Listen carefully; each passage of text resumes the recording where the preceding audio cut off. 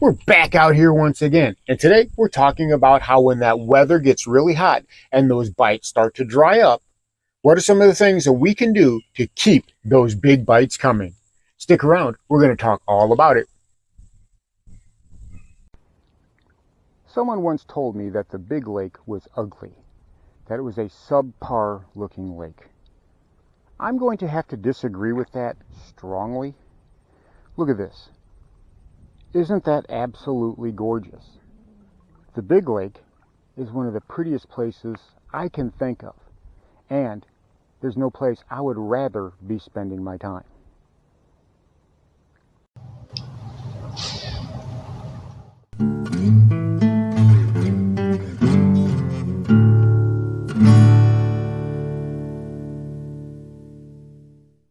And here is this video's featured comment. Congratulations! If you would like to have a chance to have your comment featured in an upcoming video, all you've got to do is leave a comment. And now, on with the video. Welcome back to Lowbrow Fishing. And let's face it, it's hot out there. We're halfway through the month of August, which means we're halfway through the summer. For much of the country, it's as hot as it's going to get. Here in South Mississippi, once that temperature gets above the century mark, it stays there until late September. It's almost October sometimes before we get a reprieve from the heat. So take it from me. I know all about fishing in extreme temperatures. And rule number one, take care of yourself. Whether you have sunscreen on or whether you have the proper attire, whether you're wearing a hood, make sure you've got good sunglasses, but protect yourself from the sun. It's important. You get a lot of guys who forget to do that and, well, they pay the price.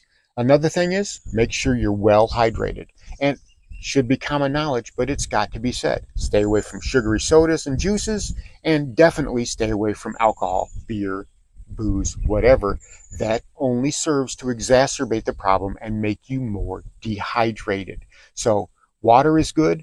Myself, I like sports drinks like Powerade and Gatorade. Those work best for me. Even drink mixes that you find at the dollar store or Walmart or whatever that you can put into your water bottles, those are great as well. Just make sure you pack plenty of them, not just one or two, especially if you're going to be on the water all day. Make sure you're prepared. A lot of guys don't think about this and they come off of the water with, well, at the very least, a bad sunburn. But a lot of times it's heat exhaustion and even worse still, heat stroke, which can lead to a hospital visit. It's no joke, kids. Take it seriously. Okay, so that begs the question, what about those bass? When that water gets really hot, what are they doing? Well, we got a lot of warm water. Here in South Mississippi, that water's at about 97 degrees, which I know people who don't take a bath in water that's warm. Those bass can't like it, right? Well, they're used to it. This is where they live. And since they really don't have any control over their surroundings like we do, they have to endure it and they have to exist. So they do certain things, right? They seek shelter, they seek cover, they seek shade. That's what they do when that water gets really, really warm. But it all depends on one thing, and that is consistency. What your weather is doing. You get the same weather pattern for 3, 4, 5 days can really affect how those bass are going to set up, especially if you have something like current. Now, if you have sunny days and you have a lot of calm, you got a lot of slack water, there's not a lot of water movement, those bass are generally going to huddle in place. They're going to want to be shallow. They're going to want to be where there's a lot of oxygen, because as that water heats up, that thermocline, which we talked about before, is really going to develop, which even though those bass want to be in cooler water, they can't be in cooler water because there's no oxygen down there. So they're going to want to find places that has a lot of oxygen. That's going to be usually shallow where there's a lot of vegetation. And they're going to be looking for a lot of shade. So I do most of my fishing up shallow during the summer months whenever it's really calm and really sunny. We've said it before, it puts those bass in predictable places. And what am I fishing? Well, you guys have seen me fishing a lot of the same thing, and that is a good old soft plastic jerkbait. Just a cream or a Strike King or even a Zoom Super Fluke. They work amazingly well. And depending upon the size of the bait balls that your bass are chasing, whether you got little bitty minnows, whether they're a little bit bigger, that can really affect the type of bait and the size of the bait that you want to use. Sometimes I'll even go with, well, a Fluke Junior. This is a little Fluke Junior from Zoom, and you can see it's much, much smaller than your standard soft plastic jerkbait. I've got it rigged up like this. This is a spinning combo. I've got, typically this would be almost like my Waco rig setup, but I can take this small Fluke, I can take this, little Fluke Junior, and I can Texas rig it. I've got it on a 1/0 EWG hook. Like I said, this is the same basic setup that I use for a Waco rig, and I can fish this weightless. And it casts a lot farther than you think it would. The thing is, you've got to be a little bit patient because it's not going to have the fastest fall in the water. You can alleviate that somewhat by adding a nail weight. This is a small 1/16 ounce tungsten nail weight, and it works great for these. Now, for me, I like to insert it here, up under the line tie. I would like to put it in this area and shove it back so it does not get in the way of that hook. If you're putting it here in the middle, which is a good, easy place to put it, a lot of times I'm afraid that it's going to, well, play havoc with that hook set, and I'll end up missing that fish, and that's something nobody wants. So what about different days? What about different types of weather patterns? What about different types of conditions? Well, bluebird skies and some wind, well, to me that's like the magic condition. But the thing is those bass will be on the move because that wind is going to alter that thermocline. It's going to mix it up a bit and force it down and break it up some. So that allows those bass to seek out some deeper water. Plus, we all know that windy weather is a great time to throw moving baits. Now for me, I'm throwing something like a square bill, something like a KVD 2.5. Most of the time, it doesn't have the rattles in it. You guys have seen me fish that bait over and over and over again and have success on it.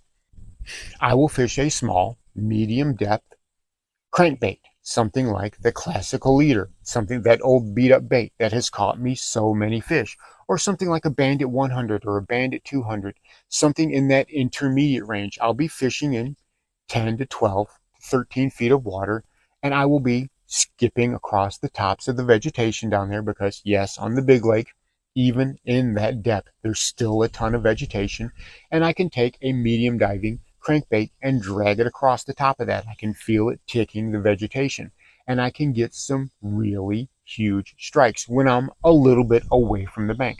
Now, for you bank anglers, something like a small square bill is a great way to fish. You can use a 1.5 KBD.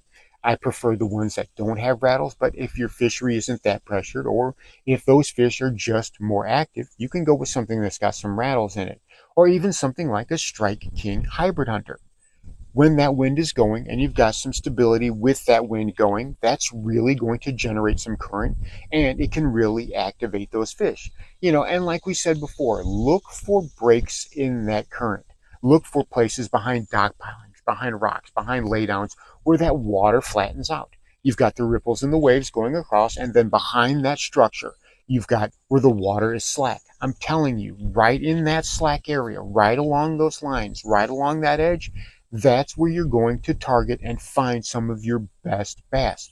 Because those big girls, they've been at it a while, and they know to expend a lot less energy. You can get a lot more food doing it that way, just letting the current bring it to you. So they're facing outwards into the current, scanning and seeing what's coming to them. They dart out, they get what they need, and they go back.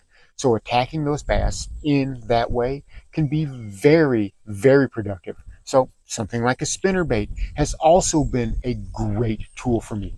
Even if I'm bank fishing, I can stand there and cast out in a fan pattern and drag it along the bank near structure, near cover, near rocks, near pilings, near vegetation, and get some really great bites. I've caught some really big fish this year on a spinnerbait.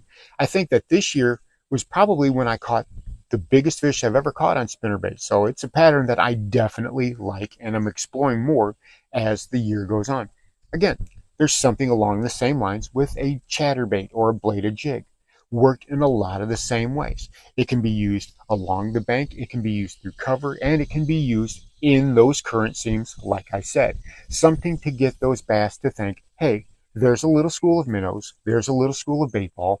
That's going to be an easy meal, is something I need to go after. It's going to be one of the few times in the year. I've never been one for, as they say, match the hatch. You've heard me say I throw crazy colors a lot. And sometimes I still do. Sometimes I'm throwing stuff like that electric blue and having great bites with it. Sometimes I'm throwing stuff like a dreamsicle orange. And even though nothing in my fishery looks anything like that, it's so odd it gets those bass attention. So that's going to be the first thing that I'm doing. If I know the bass are there and what I'm throwing isn't really getting any attention, try changing the color up to something radical. A lot of times you'll get a strike just out of curiosity. So there are some ways, there are some really good ways we can change things up and still get those bass to bite. We can still end up catching a lot of fish. Personally, I like fishing in the summertime because now more than ever, those bass are setting up predictably. Like I said, stability in the weather, if you can have that for a few days, you can really tell where those bass are going to be. Calm, slack water, those bass are going to be hiding. Water with some current, water with some ripple, with some wind, you know those bass are probably going to be on the move. You know they're going to be more active and chasing bait. So you can probably go after them with a moving bait. So keep those things in mind. And above all, stay safe when you're out on the water. So there you have it. Some really simple tricks that will work well on your fishery in a whole different variety of conditions. Sometimes you have to adjust your presentation just a little bit. Sometimes you can get really crazy with it. Try it out for yourself. Play around with it, and I'm telling you, you're going to have a lot more success on the water this summer than you ever thought you could. Thanks for watching Lowbrow Fishing. We'll catch you in the next one.